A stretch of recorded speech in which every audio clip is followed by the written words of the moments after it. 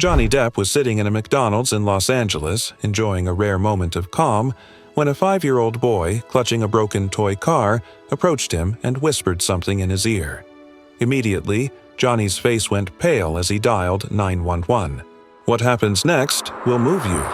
Before we continue, let us know where you're watching from. If you enjoy stories like this, subscribe to the channel because tomorrow we have another special story for you.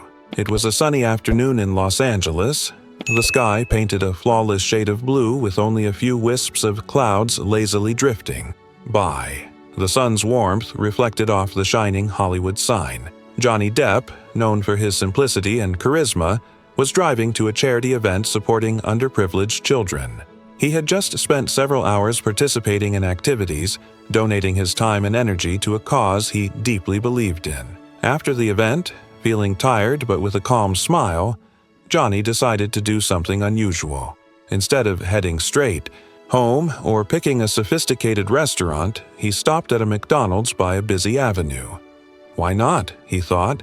He missed simple moments like this, where he could relax away from the constant spotlight of the media. Inside the restaurant, the atmosphere was welcoming. Despite the usual hustle and bustle, families were scattered across the tables. Children laughed while playing in the small playground, and the sound of orders being called out echoed in the air.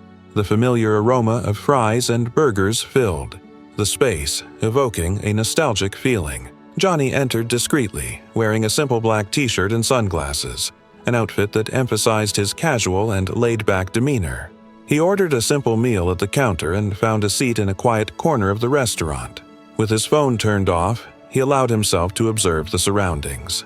For him, this was a rare moment of disconnection from his hectic life. As he ate, something caught his attention. A child sitting at a nearby table couldn't stop staring at him. It was a boy with messy blonde hair, wearing a slightly faded blue shirt. In his hands, he held a broken toy car, clutching it to his chest, as if it were his most prized possession. The boy seemed hesitant, his eyes shining with a mix of curiosity and apprehension. Johnny smiled subtly, finding the scene endearing, but soon returned to his meal. However, he noticed that the boy continued to watch him, as if gathering the courage to do something. At the same table, sitting beside the boy, was a man. He was tall, well-dressed in a pristine suit and maintaining a rigid posture. The man, apparently engrossed in a phone call, had a serious and cold expression. With every movement the boy made, the man cast disapproving glances, as if the simple act of breathing out of rhythm was an inconvenience. Johnny couldn't help but notice the tension at that table. The contrast between the boy and the man was striking. While the boy appeared small and vulnerable, the man exuded authority and control. As the minutes passed, the boy's restlessness grew, until he finally did the unexpected. With timid steps, the boy climbed down from his chair, clutching the broken toy car to his chest. His eyes never left Johnny as he slowly walked in his direction. The restaurant seemed to grow quieter, as if the world around them had slowed down. Johnny Depp noticed the boy approaching and set his burger down on the table, turning fully toward him. When the boy stopped beside his chair, his eyes were filled with something Johnny couldn't immediately place, a mix of fear, determination, and hope. The boy leaned in, his small body trembling slightly. He opened his mouth and began to speak, but his voice was so soft that Johnny had to lean closer to hear him. What the boy whispered left Johnny surprised, but the moment was interrupted before he could respond. The man at the table, noticing the boy's absence, abruptly turned. His eyes locked onto Johnny, and something in his gaze sent a chill down the actor's spine. The man stood slowly, adjusting his jacket as he walked toward them. Johnny maintained his calm demeanor, but something in his expression shifted. He knew this seemingly random encounter was about to change his life in ways he couldn't yet predict. Johnny realized he was dealing with something much bigger than he had imagined. The restaurant had grown busier, filled with the hum of voices and laughter as families enjoyed their meals. Yet, for Johnny, all of it felt distant. He focused on the boy standing before him, trying to understand the reason for his approach. Ethan, the boy, looked small and vulnerable, but there was something in his expression. an urgency Johnny couldn't ignore. Ethan clutched a broken toy car tightly to his chest as though it were his only source of comfort. He glanced briefly over his shoulder toward the table he had come from. Sitting there was the man Johnny now knew as Mr. Harris, watching them, intently, phone still in hand. His gaze was cold and intimidating, and Ethan quickly looked away, as though afraid of what might happen. Johnny crouched down to the boy's level, speaking in the calmest voice he could manage. "Ethan, it's okay. You can tell me what's going on." The boy hesitated.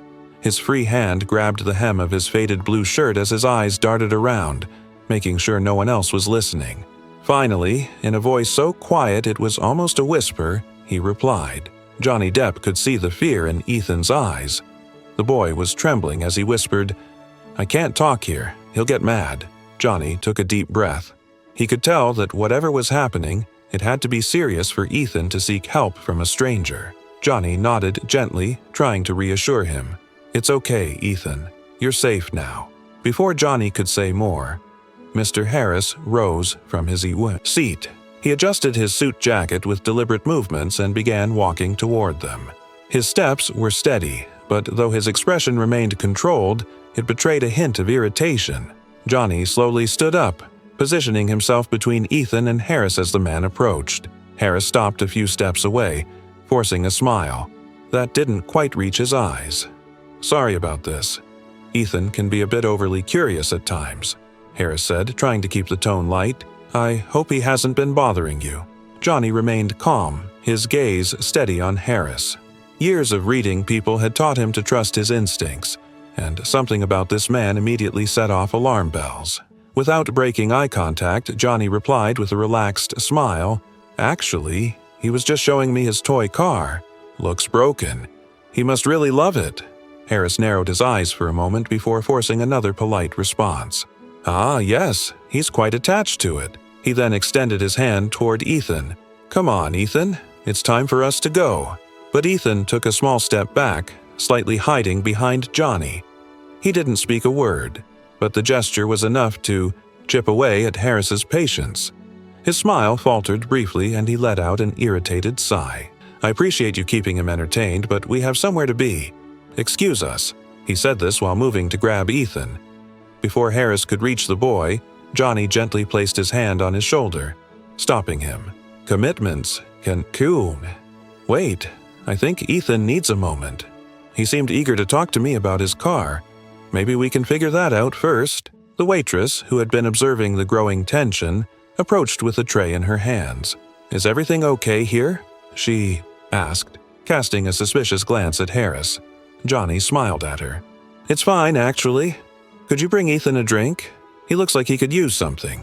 The waitress nodded but gave Harris a wary look before walking away. As soon as she left, Johnny discreetly took out his phone and began typing a message to an emergency contact. He knew he had to act quickly. Harris noticed the movement and stepped closer, his patience wearing thin. "I don't know what you think you're doing, but this has gone far enough," he said, his tone now firm. He tried to maintain control, but his eyes revealed a growing impatience. Johnny Depp smiled again, though his expression had turned more serious. "I'm just trying to help a boy who seems like he needs someone to listen. I'm sure you can understand that." Ethan, still clutching his broken toy car, finally spoke, his voice trembling. "I don't want to go. Please, can I stay here?" The boy's simple plea caused Harris to freeze for a moment. He looked at Johnny, his expression hardening before he replied, "I suggest you don't meddle where you're not wanted." Johnny remained composed, though he could feel the weight of the situation.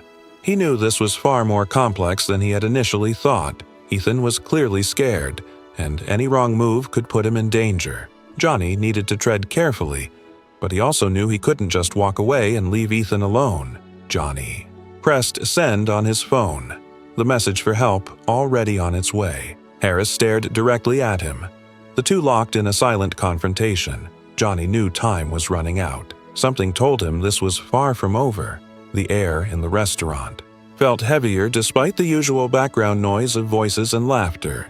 Johnny, standing between Ethan and Harris, could feel the weight of the moment. The boy, small and vulnerable, clutched the broken toy car to his chest as though it were his shield against the world. His anxious eyes were locked on Johnny. Johnny crouched down again, trying to reassure him. His voice was soft, almost a whisper. "You can tell me what's going on. I'm here to listen." Ethan glanced around nervously, checking if Harris was still watching. The man, now seated back at the table, kept a fixed, threatening gaze on them, phone in hand as if waiting for something. Ethan gripped the toy car tighter and stepped closer. The boy leaned slightly toward Johnny and murmured, "He did something bad to my mom. Can you help?" Johnny froze for a moment. The boy's low, trembling voice carried something he recognized immediately. A cry for help. He knew this wasn't the time for unnecessary questions. The priority now was to ensure Ethan's safety. Johnny looked directly into the boy's eyes. "It's okay, I'll help, I promise," he said, his voice firm but reassuring. Ethan nodded timidly, but the fear in his eyes didn't fade. He glanced back at Harris once more, as though dreading that the man might already know what he had just said. Harris, noticing the exchange between Johnny and Ethan, stood up abruptly. He adjusted his suit jacket, walking toward them with slow, deliberate steps. His forced smile failed to conceal the mounting irritation in his demeanor. "Sorry to interrupt, but Ethan and I were just leaving. Thanks for keeping him entertained," Harris said, extending a hand to take Ethan. Before he could reach the boy, Johnny Depp stood and blocked his path. Although his posture remained relaxed, something in Johnny's expression made Harris hesitate. "He's still telling me about his toy car," Johnny said, his voice calm but firm. "I think he wants a few more minutes." Harris narrowed his eyes, clearly irritated by the interference. "That's very kind of you, but he's with me. We have an appointment." Johnny didn't budge, maintaining his position. "Kids need time to talk. I'm sure you understand that, right?" For a moment, Harris seemed to lose his patience, but he quickly regained his controlled expression. "Of course, but we don't have time to waste." He turned his attention to Ethan, who was hiding behind Johnny. "Let's go, Ethan. It's time to leave." Before Harris could insist, the waitress appeared again, holding her notepad. She discreetly placed a folded piece of paper on the table where Johnny was seated, pretending it was a napkin. Johnny picked it up and read it quickly. "The police are on their way." Johnny felt a wave of relief, but he knew the danger was far from over. He looked at Ethan and offered a small, reassuring smile before turning back to Harris. "Why don't we all sit down for a moment? It seems like Ethan just needs a little time to breathe." "Sometimes kids just want to be heard," Johnny said, keeping his tone steady. Harris gave him a cold stare but reluctantly nodded. He returned to the table, though his eyes never left Johnny and Ethan. He muttered into his phone, appearing more agitated with every passing moment. Johnny knew time was running out. He needed to protect Ethan while also figuring out more about what was going on. Harris ended his phone call and stood again, adjusting his suit jacket. He shot a hard, cold look at Johnny Depp and Ethan, his expression now darker and more threatening. "You have no idea what you're getting yourselves into," Harris muttered as he started walking toward the door. Johnny knew the next decision would be crucial. The moment of truth was closing in quickly. Harris moved toward the door with slow, calculated steps, each movement deliberate and measured. Johnny watched him intently, fully aware that any impulsive action could escalate the situation. Ethan stayed close to Johnny, clutching his broken toy car to his chest, his eyes fixed on the floor. The silence between them was broken only by the muffled sound of conversations in the restaurant. Harris paused near the entrance, pretending to adjust his suit jacket. But Johnny noticed something in his movements. It wasn't casual. Harris seemed to be assessing his surroundings, perhaps planning his next move. Harris reached into the inner pocket of his jacket, pulled out a phone, and quickly typed something before returning to the table. The waitress, who had remained vigilant, approached Johnny discreetly and whispered, "The police are on their way. They're just a few minutes out." Johnny nodded subtly, keeping his eyes on Harris. The man was now seated again, but his demeanor had shifted. He appeared more tense, frequently checking his phone. Johnny recognized this as a clear sign that Harris was either worried about what was unfolding or trying to regain control of the situation before the police arrived. Harris exuded an air of dominance over his environment. His gestures were deliberate, and his words carefully chosen. When he noticed Johnny still observing him, he finally broke the silence. "You seem very interested in our conversation, Mr. Depp," Harris said. Johnny kept his expression neutral. Ethan looked scared. "I'm just trying to understand why," Johnny replied. Harris let out a dry, humorless laugh. "Kids have active imaginations. They make things up, exaggerate. You, of all people, must know that, right? In your line of work, you deal with stories all the time," Harris said, gesturing toward Ethan. "Maybe that's the case here," Johnny Depp said, crossing his arms and remaining calm. "Maybe. But kids are also more honest than adults. They say what they feel, even if they don't always know how to express it." Harris leaned forward, resting his elbows on the table. "Then why don't we let Ethan decide? Ethan, do you want to leave now? Or do you want to stay here and keep talking with our friend?" Ethan hesitated. He looked at Johnny and then at Harris.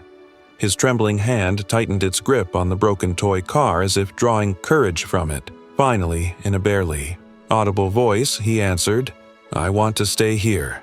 Ethan's words made Harris clench his fists for a moment, but he quickly regained his composure. His smile looked even more forced now. "Very well, but I hope this doesn't take much longer." As Harris maintained his controlled demeanor, the waitress returned. This time, she placed a glass on the table and slid a piece of paper underneath. "It for Johnny." Discreetly, he picked it up and read it. "They're 2 minutes away. Hold tight." Johnny knew he had to keep buying time. He turned to Ethan, steering the conversation back into safer territory. "Ethan, you mentioned your mom is hurt. Do you know where she is now?" Ethan began to answer, but stopped abruptly when Harris slammed his hand on the table, just hard enough to draw attention. "That's enough questions, Depp. This is none of your business." Johnny slowly turned to Harris. His voice remained calm, but there was an unmistakable weight in his words. "If she's hurt, then it's everyone's business, especially mine." Harris leaned forward again, locking eyes with Johnny. "I suggest you stop now. You don't know who you're dealing with." Johnny knew he was dealing with someone dangerous. He held Harris's gaze for a moment before slowly standing and signaling for Ethan to stay close by his side. "If you want to talk about this, we can do it civilly, or you can wait here until the police arrive." Johnny's words froze Harris for a moment. His expression hardened as he glanced around, realizing that the situation was slipping out of his control. Outside, 2 police cruisers pulled up to the restaurant's entrance. 2 officers stepped out and entered the establishment with purposeful strides. Harris spotted them immediately. He stood up, adjusting his suit jacket as he glanced at Johnny. "You've made a big mistake," he muttered, taking a step toward the exit. Johnny, still standing protectively beside Ethan, knew this was the moment to act. He had to make sure Harris didn't escape. The glass doors of the McDonald's swung open as 2 uniformed police officers entered, their eyes scanning the room and quickly picking up on the tension at the table where Johnny, Ethan, and Harris were seated. The waitress, visibly nervous, discreetly pointed in their direction with a subtle nod. Johnny remained calm, but he could feel Ethan clutching his arm tightly. The boy's small body trembled. Johnny knelt down quickly and whispered, "It's okay, now. They're here to help." On the other hand, Harris straightened up, adjusting his suit jacket with a controlled movement. His posture exuded a mix of arrogance and disdain as he glanced at the officers, already preparing for a confrontation. The 2 officers, a tall man identified by his badge as Officer Ramirez and a female officer named Vega, approached the table with serious expressions. Ramirez spoke first. "We received a call about a potential issue here. Is everything okay?" Harris offered a rehearsed smile. "Everything is fine, officer. There must have been some misunderstanding. I'm just here with my son, enjoying the day." Before the officers could respond, Johnny Depp intervened. He rose slowly, keeping Ethan close by his side. "Officers, I think you should hear what the boy has to say." Ramirez turned his attention to Ethan, who was nervously looking down at the floor. Vega crouched down to the boy's level and gave him a gentle smile. "Hi there, my name's Vega. Can you tell me your name?" Ethan hesitated, glancing at Johnny for reassurance. Johnny nodded, giving his shoulder a light squeeze. Finally, Ethan murmured, "Ethan." Vega repeated softly, "It's okay. Can you tell us what's going on?" "We're here to help." Ethan's eyes darted from Vega to Harris, whose calm expression shifted into one of irritation. "Don't say anything, Ethan." "We're leaving," Harris said, his voice now sharper. Ramirez stepped in, blocking Harris's path. "I suggest you stay where you are, sir. We're not going anywhere until we understand what's happening here." The presence of the officers seemed to give Ethan a little more courage. He finally raised his eyes and spoke, his voice soft but clear. He hurt my mom, and he said no one can help us." The restaurant fell silent. Ramirez and Vega exchanged glances as Johnny crouched beside Ethan once again. "You did the right thing by telling us," Johnny said with an encouraging smile. Harris's patience snapped. "This is ridiculous. He's just a child. He's making things up." "My lawyer is going to love this," Harris said, attempting to push past the officers. Ramirez placed a firm hand on Harris's chest, stopping him in his tracks. "Let's clear this up first, sir. Stay where you are." Vega turned back to Ethan. "Ethan, do you know where your mom is now? Is she at home?" Ethan nodded, but his face showed deep concern. She can't get up," he said. "He said no one would believe me." Johnny gave Ethan's shoulder another reassuring squeeze. "We believe you. It's okay now." Harris let out a forced, dry laugh. "This is absurd. You're really going to listen? To a child over a responsible adult? I won't stand for this." Ramirez remained calm. "Sir, it seems we have sufficient cause to investigate the situation. We'll need you to come with us." Harris took a step back, his eyes now filled with anger. "You have no idea who you're dealing with."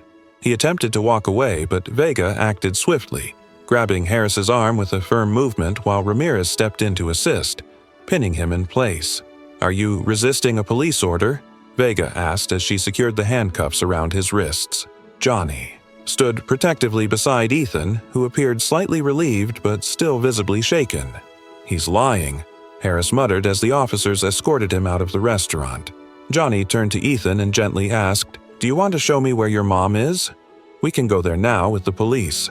Ethan nodded slowly, clutching his broken toy car in one hand and Johnny's hand in the other.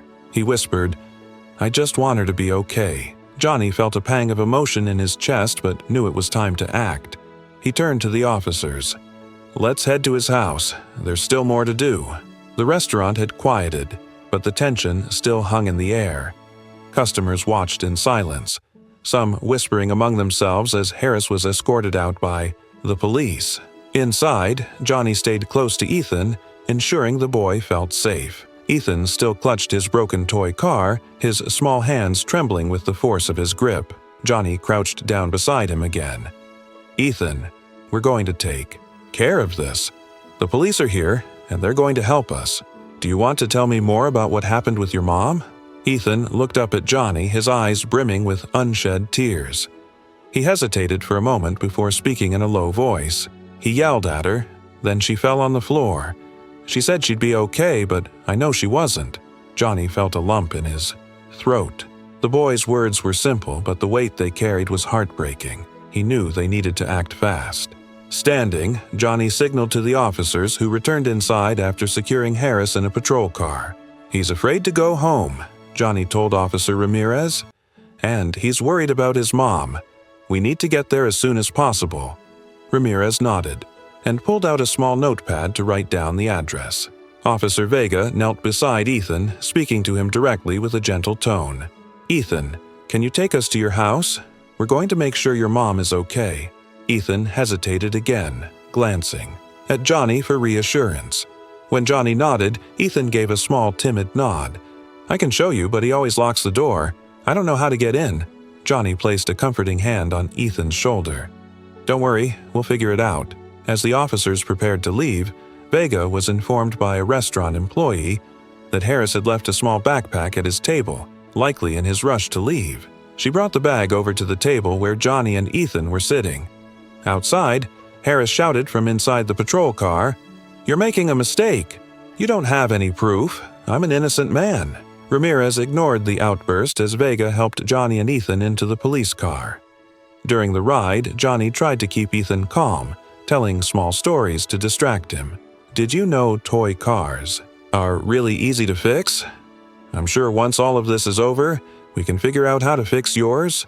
For the first time, Ethan gave a faint smile, though his eyes still seemed distant. "Do you think my mom is going to be okay?" he asked. Johnny looked at him and answered sincerely, "We're going to do everything we can to make sure she is." As the car approached Ethan's house, the atmosphere grew heavy with tension. The street was eerily quiet, and the windows of the house were dark. Vega noticed the front door was slightly ajar, prompting Ramirez to hit the brakes immediately. "Stay here," he ordered Johnny and Ethan as he and Vega stepped out of the car, drawing their weapons. Johnny turned to Ethan and said softly, "Stay with me. We're not going to let anything happen." Outside, the officers approached the house cautiously. The silence around them felt more threatening than any noise. When Ramirez pushed the door open, what they found inside would change everything. Officers Ramirez and Vega arrived at Ethan's house, accompanied by Johnny and the boy. The front door was ajar, and the interior revealed signs of chaos. Overturned furniture, evidence of a struggle, and broken objects scattered across the floor. Proceeding with caution, Ramirez and Vega discovered Sarah, Ethan's mother, unconscious on the living room floor with a small cut on her head. Despite her critical condition, Sarah was alive, and paramedics were called immediately. As Sarah was stabilized by the paramedics, Vega and Ramirez reviewed the notebook found in Harris's backpack. They uncovered detailed notes revealing that Harris had been monitoring Sarah and Ethan, controlling their movements and planning to abduct the boy and take him to another state. This discovery solidified the severity of Harris's crimes, including charges of abuse and attempted kidnapping. Outside, Harris, now handcuffed and seated in the back of the police car, watched the activity with a dark expression. He muttered threats as he was driven away by the officers. But Johnny remained focused on Ethan and Sarah. The boy clung to Johnny's hand and asked if he would stay with them. With a warm smile, Johnny promised, "I'll stay with you until everything is resolved." The hospital was gently bathed in the soft light of dawn, a symbol of new beginnings. Sarah lay quietly in a room, connected to monitors and an IV. Her face, pale but relieved, finally safe. Ethan sat beside her, carefully holding her hand, while Johnny stood nearby, ensuring they both felt comfortable after the tense hours. The doctor entered with good news. "She's out of danger," he said. "Her injuries weren't severe, and with rest, she'll make a full recovery." Ethan let out a deep sigh of relief, glancing at Johnny with a shy smile, silently thanking him for being there. A few days later, Sarah was discharged from the hospital. Although she was still emotionally shaken, she expressed immense gratitude for the help she had received. Before leaving, she turned to Johnny, tears welling up in her eyes, and said, "I don't know how to thank you. You saved our lives." Johnny, as humble as ever, responded with a warm smile. "I was just in the right place at the right time. The real hero here is Ethan. He had the courage to ask for help." Ethan, holding his now-repaired toy car, gave a timid smile. Johnny had arranged for the toy to be fixed, a small reminder that even broken things could be restored after difficult times. Inspired by the experience, Johnny decided to do more. He reached out to a local organization supporting victims of domestic violence, offering financial assistance and visibility for their cause. He also stayed in touch with Sarah and Ethan, ensuring they received the support they needed to rebuild their lives. Months later, Johnny was invited to a ceremony organized by the police to honor Ethan. The boy was awarded the title of Young Hero for his bravery in seeking help and saving his mother. During the event, Ethan handed Johnny a drawing, a boy and a man holding hands with the words, "My Hero," written in colorful letters. Johnny smiled and said, "You were the real hero, Ethan. Asking for help takes more courage than anything else." You enjoyed this story. We have many more that will warm your heart. Click the screen to explore more stories of hope, compassion, and resilience.